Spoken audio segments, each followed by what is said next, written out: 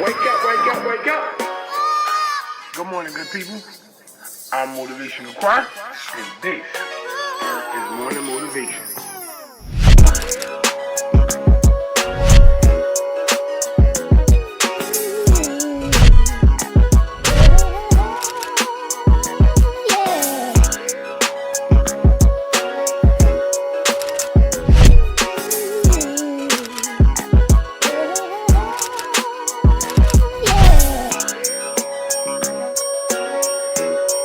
I'm Motivational Choir, message of positive energy and motivation. Wake up, wake up, wake up! Welcome to the Wake Up, Wake Up, Wake Up podcast.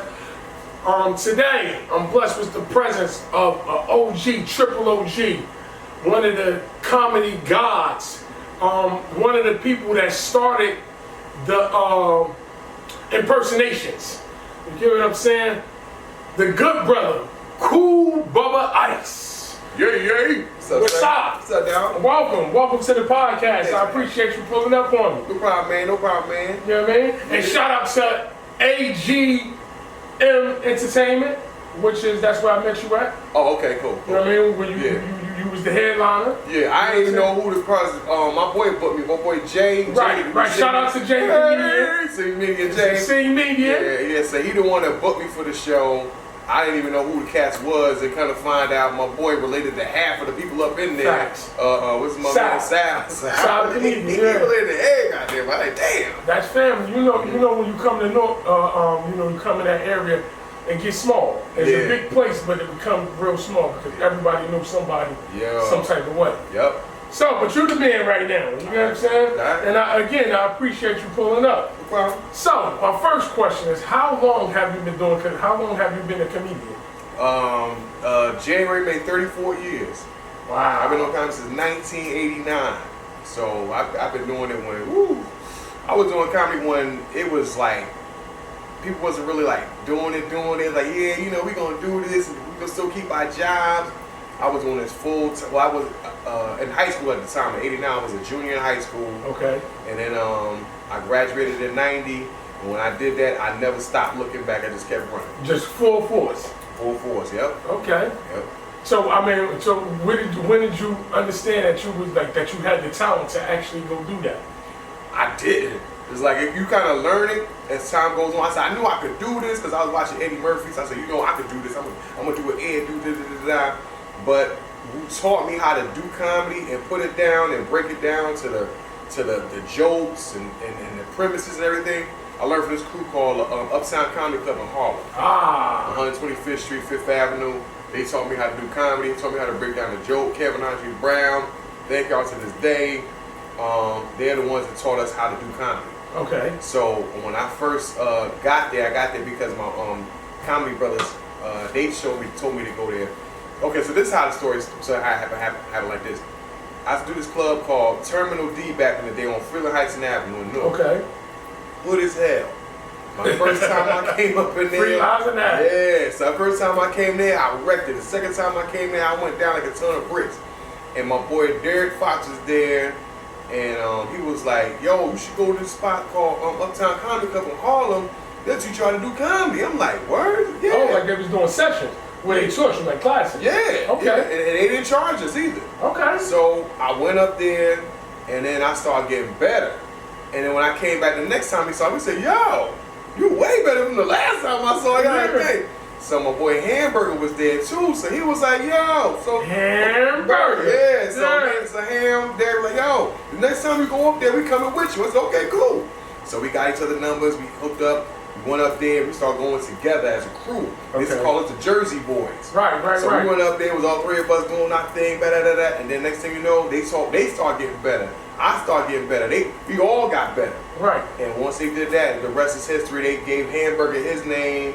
They gave Derek his character. They gave Hamburger his character. They gave me my character. They gave us a character to work with. They taught us how to do stand up.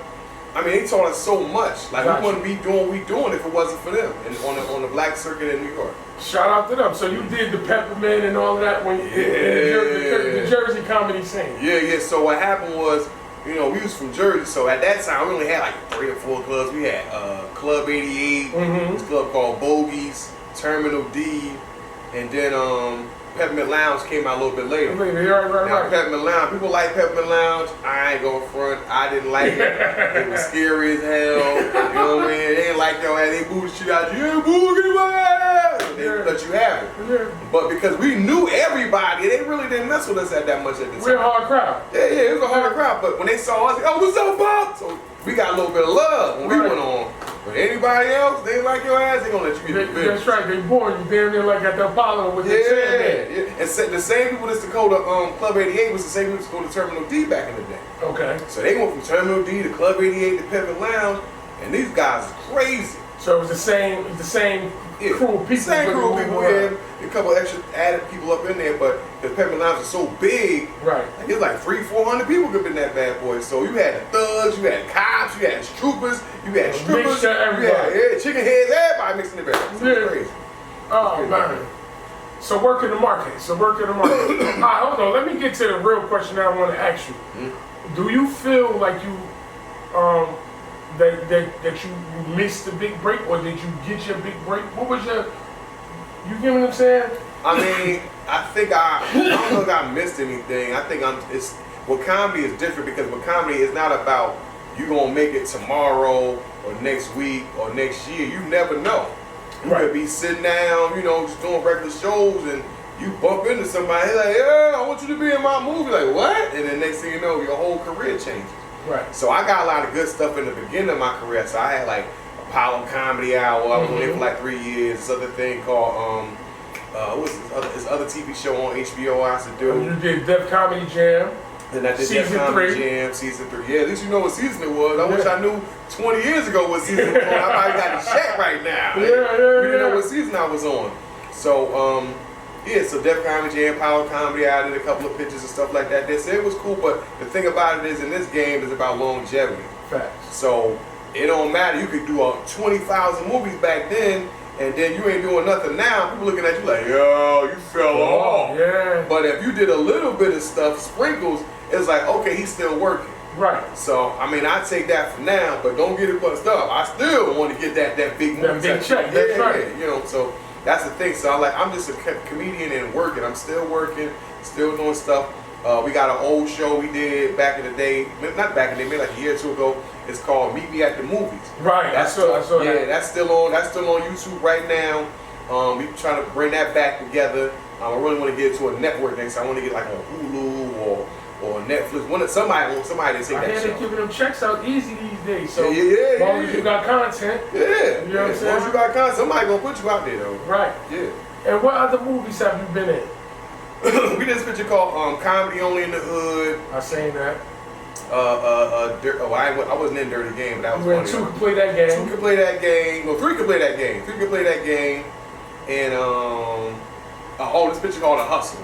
Okay. Yeah, The Hustle. Yeah. And what about Fulgazi? And Fugazi, my bad. Damn, I forgot about Fugazi. I think we're going to homework for you. You know what I'm saying? Okay. Yeah. And then Fugazi. I think we're gonna do another picture soon, and then I have this other thing called Free Cable. Okay. That's on Amazon Prime right now. Free Cable. We're supposed to be working on a sequel this summer. Okay. Yep. Okay. So how was it working with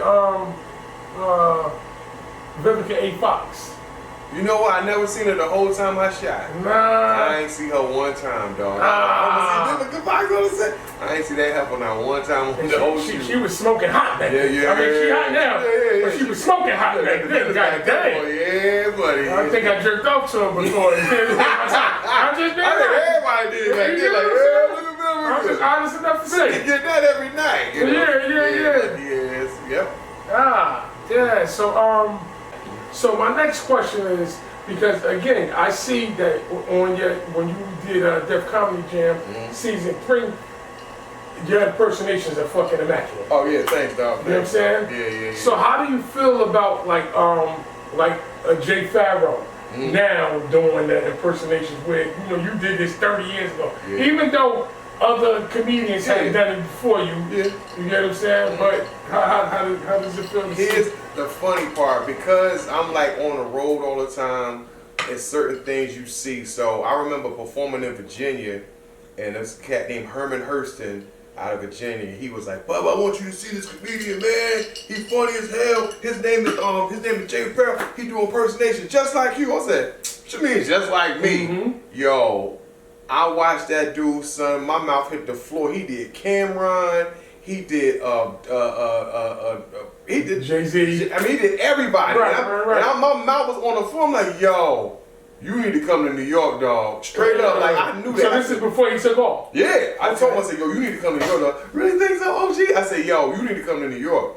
And then he did something on YouTube and Saturday Night Live, seen him, and the rest was history for him. Yeah.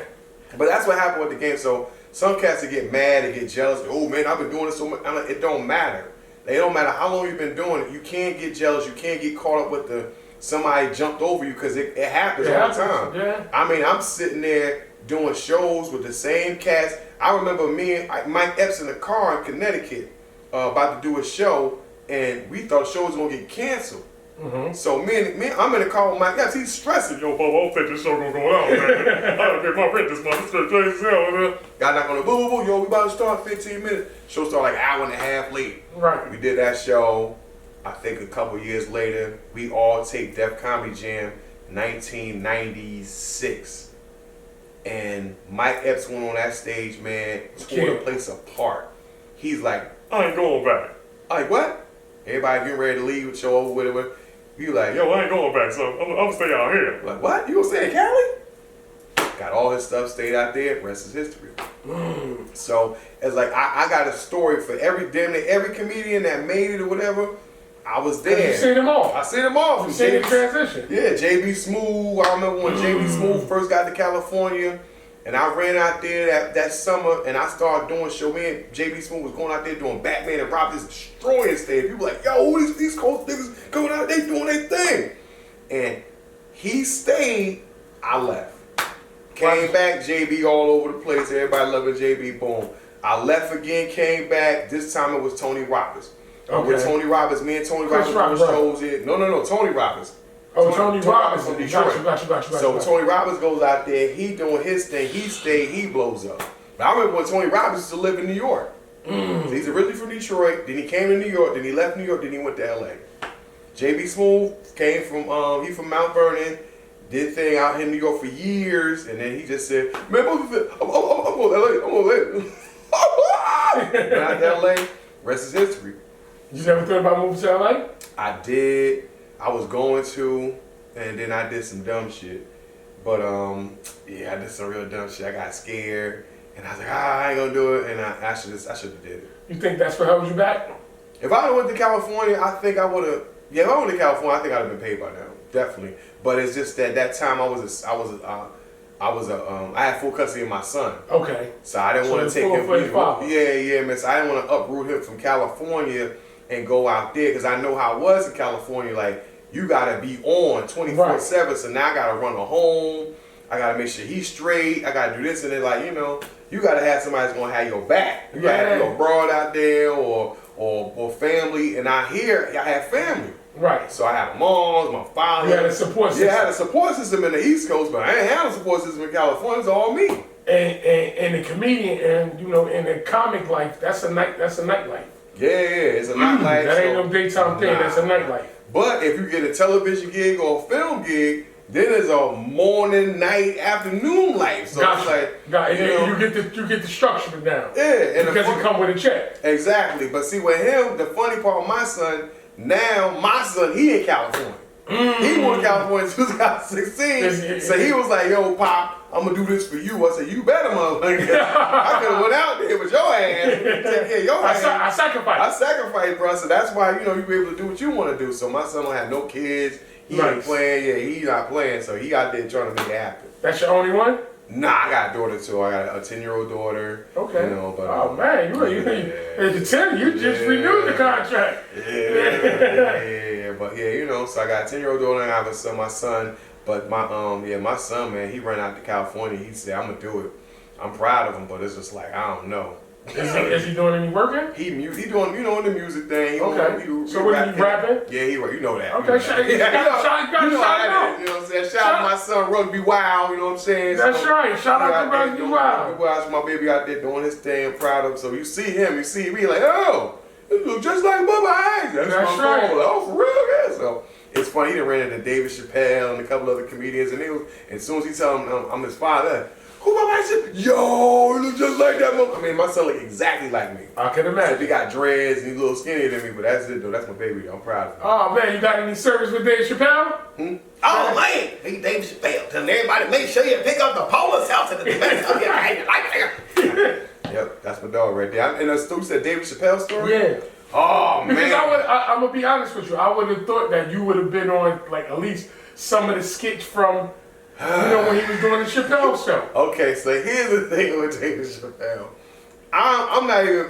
This the funny part. I wasn't even mad when this happened. So when they did Nutty Professor, David Chappelle did this character, and the guy had this big old hat, right, and the teeth and all that stuff, and he was being insulted to the crowd, and all the comments like, "Yo, Bubba, man, Dave stole your style." I said, "I don't be doing no goofy shit like that." So everybody just kept telling me and telling me and telling me and telling me, and going to Dave and telling him, and at that time we was at this club in Manhattan called the Boston Comedy Club. And Talent used to host it every Sunday, jam-packed, lying around the corner. In the club only see maybe like 60, 70 people, but it was jam-packed. So Dave came in there one night. He was like, "Oh, man, Kool Bubba, I got to talk to you for a second, man. and go over and grab me outside. Man, I apologize for taking your character and put it in the movie. I was like, I said, all right, Dave, no problem, man, whatever. I really didn't take it like that, but everybody else did. Right, So, I mean, we get to see it. yeah, so I'm like, I didn't see it because, I'm on the outside looking in, so I didn't see the resemblance, but everybody else did. Right. Then I think about a couple of months or maybe a year later, the Chappelle show came out. I got an audition to play Al Roker. I did what I did. I didn't get it. I was like, oh, well, whatever. And the next thing I know, that show started blowing up. I'm like, God damn, I can't miss this shit. Yeah, Chappelle show. Yeah, so, and here's another funny part. So, when Dave left that show, what's the name? Comedy Central was in disarray, so they started trying to find other people to replace Dave or do what Dave was doing. And we had this show called The News. Okay. We taped this show called, we only did a pilot. It's called The News. We did the show. Show was hilarious. Myself, Jay, same median, Capone, and I think Kenny Williams and a couple other people. Hilarious show. We only did one episode. We ran into them. They didn't take it. The next thing we knew, another show called The News came out, took our whole shit. Whole style. The whole style of the sketch show we did, they took the whole shit. So, yeah, Comedy Central on some bullshit. So, yeah, they didn't take our show, but they took another show and did the same thing. Matter of fact, they had David Allen Greer do the show. Okay. Yeah, so it was crazy. But yeah, they never got that magic in. Keel and Peele was the closest to having David Chappelle, but not close, but not quite. Gotcha. Yeah. I mean, that's what they do naturally. You know what I'm saying? Like we the sauce. Yeah. You know what I'm saying? Yep. It could be a lot of meat everywhere, but we the seasoning, we the flavor. Once you put that seasoning in, then that's when the food is good. Correct. So they can make the food, but they can't season like Can't the season. season it. You know what I'm saying? We make it Thanksgiving. Yeah. You So know they what I'm let saying? Dave do what he had to do and stop being greedy. He'd probably be on a whole nother level. Like that show would have been on a whole nother level by now. Right. Yeah. But All they had to do was take care of them. yeah, let's take it. Hey, here's your check. Do what you gotta do. you Right. know. We'll rerun a couple of episodes or whatever till you get it together, and that's it. Because it takes time to make art, and what the industry doesn't understand is you can't just throw stuff together to make it funny. It takes time. Right. To get a masterpiece, it takes time. To get some goofy shit, just corny shit, whatever, every day, you do that all day long. Gotcha. But that's what it takes. It takes a masterpiece. I understand what he was doing, where he felt like they was just trying to just chop his shit up and just throw it out there, like it's gonna be funny because you want it. Like, nah, it don't work that way. Right. Yep. So what markets are you working now? And I see you still working Jersey, New York. Yeah, I haven't worked Jersey, New York this much in a long time. It's been years, so. It's good to have you back. You know what I mean? Yeah. See one of our own. Yeah, You know what I mean? Yeah, I usually be on the road. Like I'll be in North Carolina, South Carolina, Denver, Colorado, Seattle, Washington, Chicago, you name it, Minnesota, Minneapolis, Indianapolis, Florida. I'll be everywhere. So you still, how many shows you think you do a year? Before the pandemic, I was like, I don't know. I think I worked almost. I was all over the place. Gotcha. And then the Pam happened. I still was working a little bit. And then I was doing a little Gotta get that paper. I did get a little paper. I gotta live. Yeah. So Then it slowed down. So now it's like up and down, up and down, up and down. And it looked like it's starting to pick back up again where I'm going to start being on the road again. Okay. Yeah. Okay. Yep. Oh man, it's a pleasure having you, man. Yeah, you know big dog. Yeah. You're a man of your word. Yep, I told y'all don't come you through, said son.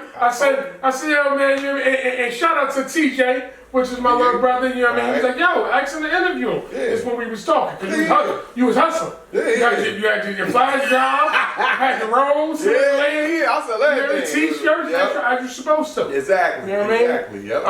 Again, I appreciate you pulling up, and if I got any more, I'm actually, but yeah.